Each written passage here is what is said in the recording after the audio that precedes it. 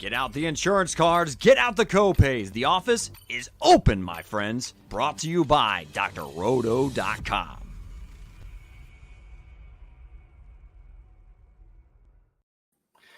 Good morning, everybody out there. We are back again with In the Cup, brought to you by drroto.com. I'm Johnny Danger. With me, as always, Mr. Adam White. Football season is over. Baseball season is yet to begin, so you know what time it is. Golf time, buddy. What do we got this week? Hey, we're ramping up, man. One more week closer to the Masters. We are at Riviera Country Club for the event that Mr. Tiger Woods hosts. He is in the field this week. We may talk about that. So Riviera is about a 7,300-yard par 71. We got 3 par 5s this week. Big greens, tree-lined fairways, a lot of runoffs around the greens. So we'll talk about what stat categories that kind of leads to us looking at.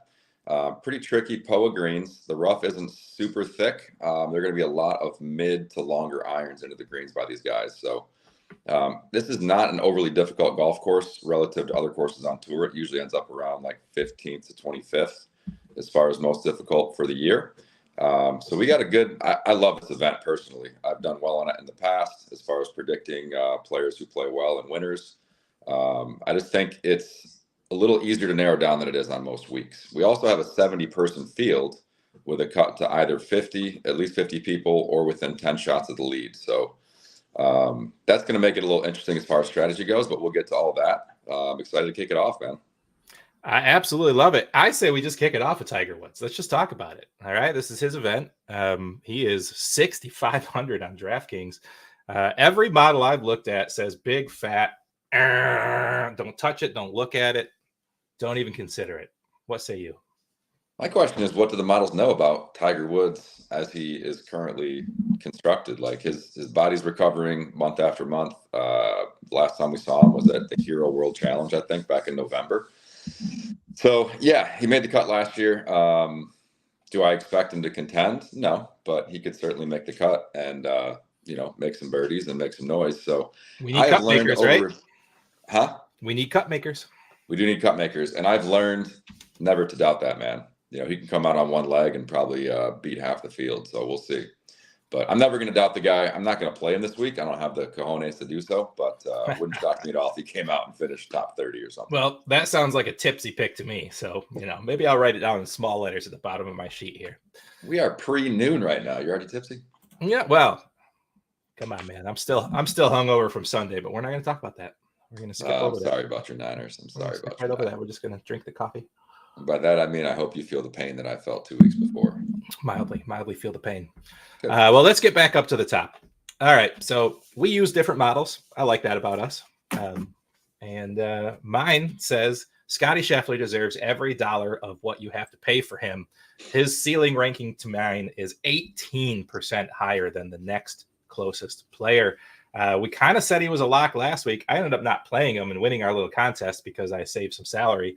But is he a lock this week? It's so hard to use the word lock in golf, but he's the closest thing to a lock that we've seen since Tiger Woods in his heyday. It's like you see players that have these peaks like Rahm did early in the season last year.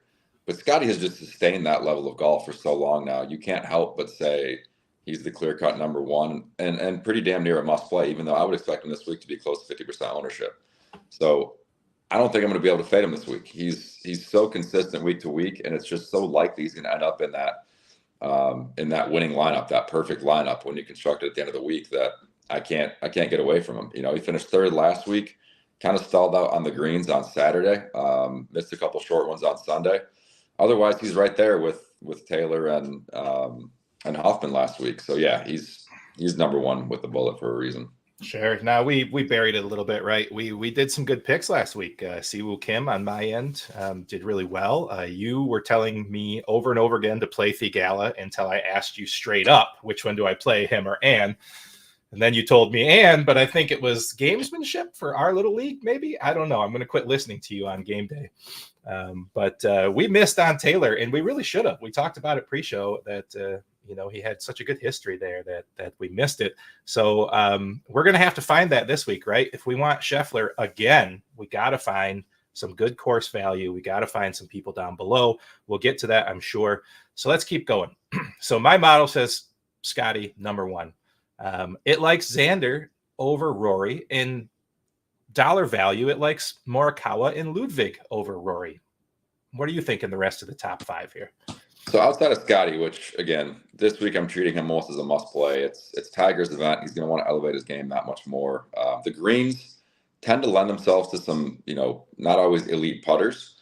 The greens are just a little bit tricky in Poa. I think it's harder to hole putt. So hitting it close to the hole like he does is going to be imperative. But outside of Scotty, I can't play Rory, only $300 less. Maybe that makes him a good play because he's, going to be so much lower owned.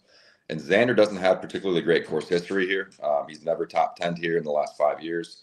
So to me, up top, I'm going straight from Scotty to I'm sorry, not Homa, but Victor Hovland.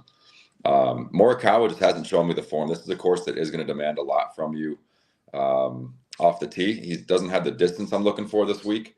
And Hovland is that next guy up top. Shot again, like I said, Xander doesn't have the course history. Morikawa, he's got the course history, but hasn't been playing very well of late. I just think his game is sort of trending in the wrong direction over the last 18 months or so. So I'm avoiding him and going to Victor as my other guy up here in this kind of 10K, upper 9K range. I can get behind that. He looks pretty good in the model ranges. The guy that pops the most for me in the 9K and above is Ludwig Åberg. He's played pretty well this year. He's in good form, and he's going to be pretty highly owned though. But you're getting what is that, $2,300 discount if you start your build with him. I mean, it looks pretty good to me to kind of plant my flag there and start a build at 9,200. Yeah, I can see why the models like him a lot, and I do too. I mean, I watched him in person last year at the Rocket Mortgage, and the guy's just a phenomenal ball striker, great athlete. Hard to fade him, but I am going to this week because he doesn't have any course history here, and this is a course not quite as heavily as Augusta, but similar to last week at Scottsdale, at TPC Scottsdale. You need to have that course history to understand a little bit of the little nuances there. Understand what side of the hole to miss on your approach shots. So I'm going away from Åberg because of his ownership really as much as anything. I don't love doing this because he's made me want to vomit so many times in the past, but I'm kind of going to Cantlay here. And then actually going to skipping over Spieth and Thomas and going right to Finau at 8,900. Tell me why that's going to burn me. Well, I kind of dig it. I don't really like anyone in the 9K range. Honestly, it's kind of Scheffler for me. I was on Ludwig till you just told me he's got no course history here. I mean, I don't like that. And then the next guy that pops up to me is Tommy Fleetwood. Tommy Ladd, the only knock I can say on him is he's not as long as you maybe would like. So the rough is pretty tricky. A lot of guys are going to miss fairways because there's a little bit narrower. The average fairway width is like 33 yards. So you're going to have, and they're pretty undulating too. So it's tough to hit them. They're not going to be soft like last week in Scottsdale, which is odd to say. But I would say the knocks on him are not long enough off the tee. He's not a great short game player. Doesn't have the creativity in the short game around the greens. As the leverage play, though, that dude could easily go out and hit 16 greens per round because the greens are larger. Hits a lot of fairways. Well, Fleetwood for me is, a cut maker here. He's got a guy. He's a top 10 finish probable person. I've got him at 24% chance of 10xing his salary, which is something that is our goal in golf. The big 10x is the minimum.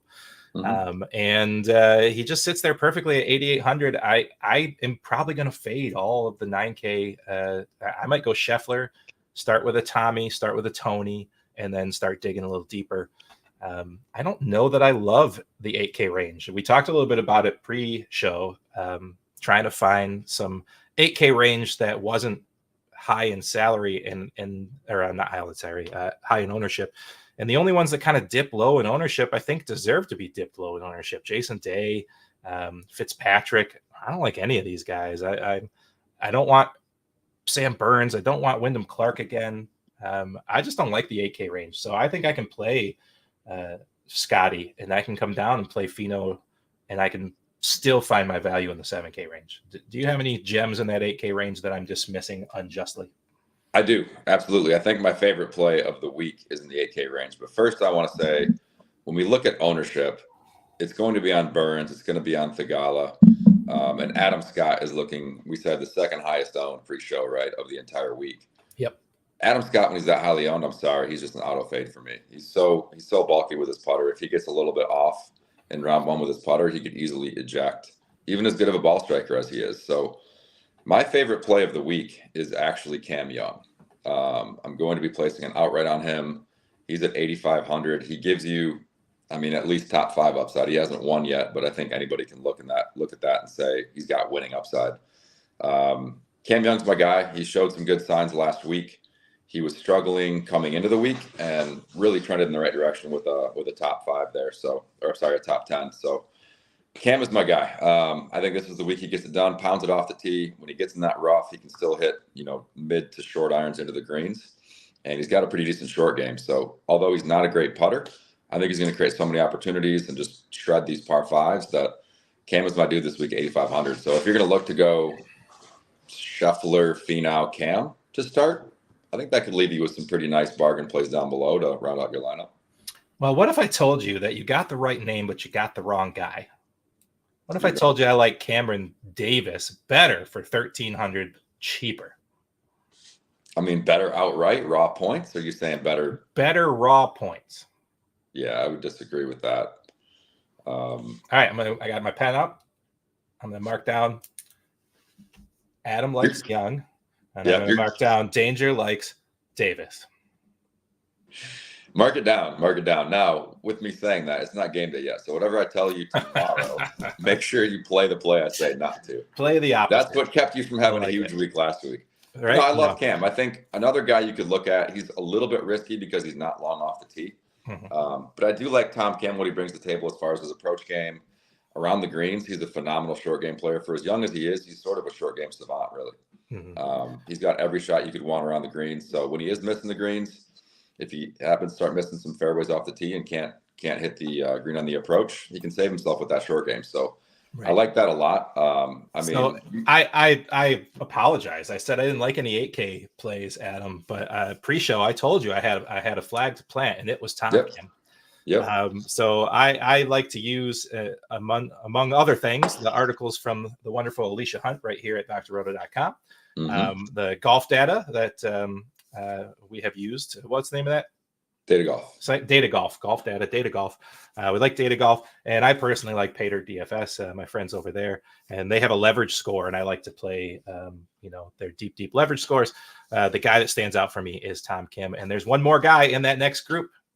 The number one leverage play of the week, according to the simulations, Ricky Fowler. We haven't said his name in a hot minute on this show. Why does Ricky Fowler pop off number one leverage play on the slate?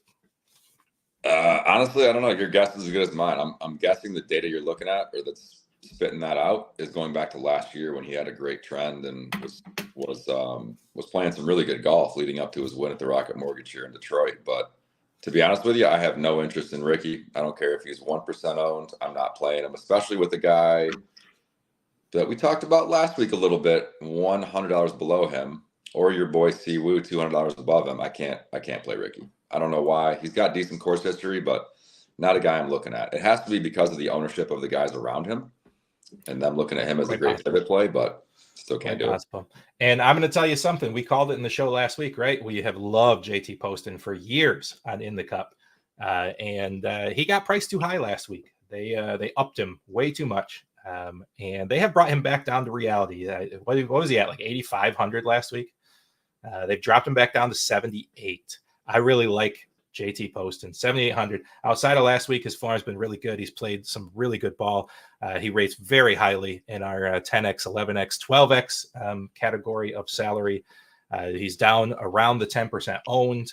I like him a lot. I like JT Poston. I'm going to go back to the Postman. Back to the Postman. So I am not on that this week. This is a week where putting doesn't seem to differentiate as much. You're not going to have guys that just totally output the field relative to the average. So Poston's not a guy that I want. He's not long off the tee. I do think because of his depressed price, he's going to garner some ownership. So I'm not going there. But I will tell you this. This is a week where I'd like to get a little risky. The guys that I love are guys that can just hit fairway after fairway, green after green, really get on a roll with their ball striking. And while he was injured, he's back sort of trending up in the right direction. I am in love with Willie Z this week. Will Z, the Happy Gilmore caddy lookalike, he is back. He's off a back injury. What happens when you can't make full swings? You practice your short game a lot. What do you need this week? You need a damn good short game. So I'm putting a lot of faith in Willie Z down there at 7.9, trying to get on him before the majority does.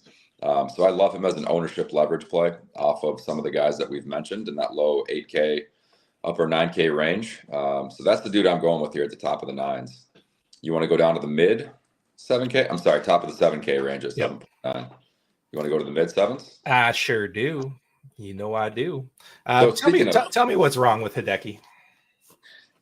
Honestly, I don't want to say it's a letdown after he won the Masters a few years ago, but it doesn't seem like he has the same ability to sort of get on that roll. Like Hideki was the guy we were just talking about with Willie Z. Hole after hole, you'd watch him just hit it pin high within 10, 15 feet with iron shot after iron shot. And while he wasn't a great putter, he created so many more opportunities than other guys that if he just putted decent for a week, he'd be contending.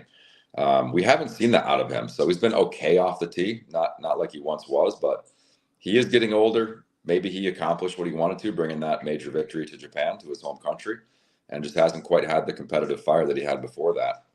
So it's hard to speculate and say for sure, but even looking at this event, like he finished 9th and 5th 5 years ago and 4 years ago, and then 84th, 39th, and 68th. Like he's not trending in any way. He loves the course they were on last week, holed out some crazy long putts and chips, and still couldn't finish top 20. So I don't have a great answer for you, but I know I'm not playing him.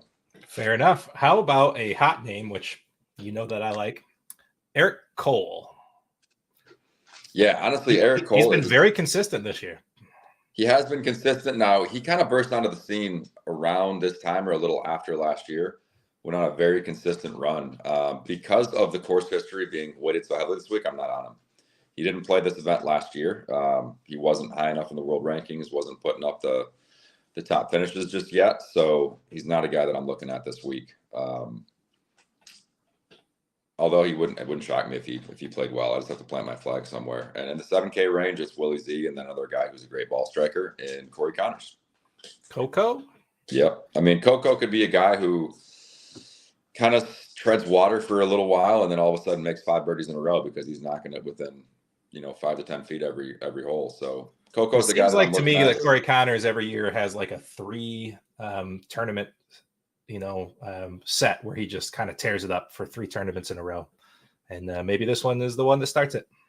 It could be. His course history does scare me a little bit. I'm going on, ball striking prowess over course history with him in particular. And I do believe it's going to give us some leverage there. Now, you like Cameron Davis. What in your model is pointing you to him, although he has not had a good finish here? Can I be honest? Yeah. It doesn't really point to him. That's his name. I just like Cameron, so you know this. It does fine, actually. He's ranked pretty high up there in the 10x salary percentage, but that's because his salary is so low. He gets to 72 points, and we're happy with that. But 72 is not going to win it for us. So his ownership's going to be too high. He's going to come in over 10%. But his top 5 chance versus his salary is a really nice payout. I just don't see it happening this week. So I was just I like guys named Cameron. It's just true. Yeah, you got a fetish. It's true. You've got a type. It's guys named Cam. Guy named Cam. True story. The last guys that pop in the model kind of in this range. Adam Hadwin shows a little love in the model. Very, very low ownership. But not a huge prediction of scoring for him. But that's what happens when we get to the low end of the 7Ks. You got to kind of just take some upside. Benny Ann is down here, which we were super high on last week, and he was fine. He did fine. Not as good as Thigala, but I'll let that go at some point. Chris Kirk down here, shows a little love in the models. This is where it gets a little weird. So I usually kind of skip this range, and if I'm going to go deep, I find me a 6K person that I can get through the cut. Yeah, I want guys. The cut is not as big of a concern this week. You're going to have at least 5 out of 7 every 7 guys making the cut this week. So cut making is not. It's going to be a very high 6 of 6 percentage week relative to normal. with a full field. So guys I'm looking at are guys that can get hot, like guys that people might shy away from because they're a little volatile. But I love Sepp Straka this week as a guy who could pop. I only play about 3 lineups a week, playing the 3 max. So I'm probably going to put him in at least 1. If I get a little tipsy tonight, tomorrow morning, maybe 2. But yeah, Sepp I love. And then Emiliano Grillo's ball striking is just so good. It's very hard to ignore. Doesn't have great course history, although he finished 21st here a couple of years ago. Sepp had a 15th that same year. So these are guys that have shown the ability to give you the type of finish that you need for them to really pay off and put your lineup over the top down here at the bottom. So those are the guys around that 7K mark. And then to be honest with you, I like an old vet here. I like Harry English. I like Harris English. He really showed some things down the stretch on the weekend last week. He kind of gets in this robotic mode similar to what DeckieBot used to do, where he's just fairway green, like we've talked about. That's the kind of player that you want here. And Harris, I think, is a guy that's showing some positive trends, has some good history in California. So English is a guy that he's looking, especially with his ownership, like a guy that I'll be on this week. I like it. And then, I made a mistake after talking about him in the show the other week. And I went away from Matt Kuchar when Matt Kuchar just put up points that would have taken me to a first place finish. He's still at 6,400. I feel like he's been there for all 3 tournaments we've talked about this year, 6,400. He comes up okay in the model as somebody to, that could be played at 6,400. I don't really like anyone else at all down here. 0. I mean, if we're talking about guys that hit it long, his short game is not there, but guys that hit it long, have a good approach game, don't need to be a great putter at this course. You got to look at my old nemesis, Luke List. I don't think I can stomach actually clicking him into my lineup. I've been doing this show with you, 4 years now, Adam? 5 maybe? Least. We've done this. And every time you've picked List, he's gone terrible. Every time you've said fade him, he's been the top 10. Well, I'm saying there's some merit to Luke List here. All right, Yeah. Hits the ball a ton. He's got. Just do me a favor. Tomorrow before lock, just screenshot me your 3 lineups, and if List isn't in one of them, I'm going to play him. Why don't you just ask me? Is he in any of your lineups? I'm not going to give away all my. Because you're a liar. You're a liar, Adam. You're a liar. You're a liar to cheat. Don't play Thigala. Play Benny out. Yeah, I know. Look. We already talked about Tiger here in the mid 6Ks. Now, a guy who burned me last week and kept me with his 3-hole ejection, double, bogey, double. Those 3 holes kept Kevin Yu from giving me 6-6 last week. I was so close. I was riding high. Yep. I was in the winnings, winning thousands of dollars by the end of Friday. And then all of a sudden he just absolutely ejects, leaves the atmosphere, the Earth's atmosphere, just gone. Yeah. However, don't do it. He doesn't have any course history here. Don't do it. But he is sort of the prototype we're looking for. Decent short game, bombs the ball off the tee, can get really hot with his irons. If you're Adam, playing Scotty, I don't like at all going back to a guy who bombed 3-4 holes in a row like that. And that's the way most people are going to think. So I think that could make him a very good pivot play. Ugh. I'm not. I mean, who else are you playing down here? I'm not playing. Why not go back to Nick Taylor or Charlie Ho? They're both priced super, super cheap. Why not? Why not? They're hot. They finished the week strong. Why not think one of them could continue on? Nick Taylor's a party animal. I shouldn't say that. I don't know that about him, but he's a Canadian and they like to drink, and he won in Vegas. Yep. I'm not going to play it. It's very hard to get back up. It's almost like an NFL team that just played a huge division battle and beat their rival. Now they're going on the road to play against a mediocre team who's hungry. It's just a totally different course setup. The traits of your game that led to those guys being up top last week aren't there this week. And Nick Taylor, that was a phenomenal putting performance. There's no way that duplicates. And he's not the kind of tee to green guy. He's not a long player off the tee. Last week is tailor made for his game. And he just doesn't have it this week. So I talked about the guys in the low 7Ks, upper 6s that I like. And if we're going value, I love List. And I can go back to Kevin Yu. He hurt me, but he was 8K. He was in the low 7s last week. There's some value there. He's priced much higher on FanDuel as well at 8K. So I think relative to his betting odds, 6,300 is just too low. All right, fair enough. All right, let's go through a couple of things. Do you have your bets up? Do you know who you're betting on? I can pull that up very quickly. We already mentioned one that I'm definitely making a bet on. I'm going to place an outright for sure. Probably going to place a top 10 as well on Cam Young. So as I scroll through the odds here, this is a riveting radio podcastio. Yeah, Scotty at 6.5 to 1, man. That's just crazy odds. That's almost Tiger-esque. It really is. Yeah. So Cam Young, 35 to 1, outright, 3 to 1, top 10. I'm hitting both of those for sure. Other guys that sort of look like they could be a value in that same range. I do like Finau at 30 to 1. Those are the two guys sort of towards the top of the board that I could see myself putting some money on. Cam Young for sure. There's no doubt about it. As we kind of scroll down, again, I like guys that can pop. I think Sepp Straka, I'm not betting him to win, but I love him at top 10, 6 to 1. Like it. Try and give you one value. And man, it's not quite enough. I wanted to go Harry English top 10, but 6.5 to 1. If I'm betting Sepp at 6 to 1, Harry, yeah. Let's get crazy. Let's go Harry English 16 to 1 for a top 5. So I like it. All right, I've written them all down. Yeah, and of course, Tiger to win 130 to 1. Put a buck on it. Put a buck on it.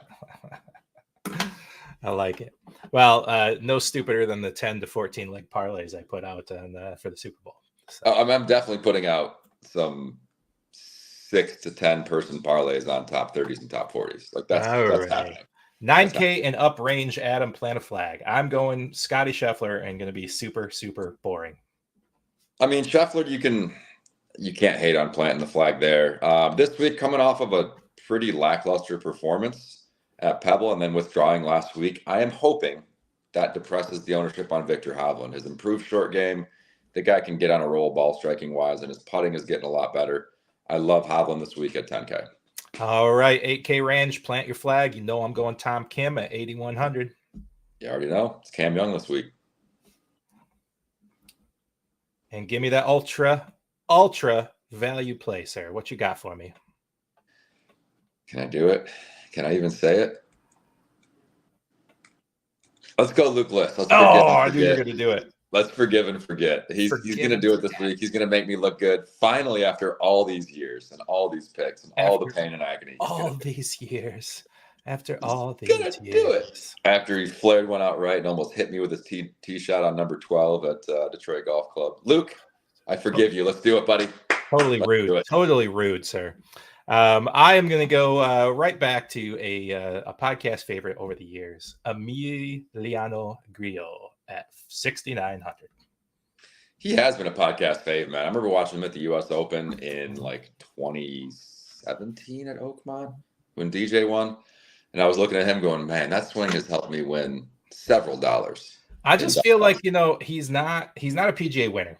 Okay. He's not a guy out here that's going to compete top 5 week after week, but sometimes he does, right? Sometimes he's up there. But I feel like every time we find a course that fits for him, he just strokes it and finishes top 20. And so I'm just gonna ride him into a top 20 finish, and he's gonna round out my nice 6 of 6 through the cut this week. And I'm going with him. Yeah, if you like guys that have high upside, that's the thing with him is I've played him so many times where he makes me happy, but also there's times where he just ejects middle of the second round and you're like, dude, you were 3 shots within the cut line and now you're all of a sudden just no chance with 9 holes to go. Yeah. Like, what happened? We got this week though. We got this. But hey, it's a week you can get a little risky. 50 out of 70 at least making the cut, probably more like 55 to 60 out of 70. Come on, let's get a little risky here. Let's get crazy. I love it, my friend. We will see you on the other side. Adam White, thanks for joining us. I'm Johnny Danger for drroto.com. Make sure you check out the article by Alicia Hunt that she puts out every week. We've got our expert picks, and we've got all kinds of stuff that's not just football, all coming up here. Lou Landers has got his baseball stuff out. You got to get over to the site and check us out. We're here all year round for you. Adam, may the screens be green, my friend. Let's hope. Let's do it. Be good, buddy. Thanks for stopping by the office. Get your fantasy prescription by subscribing to the channel and checking out drroto.com. And until the next visit, be well and take care.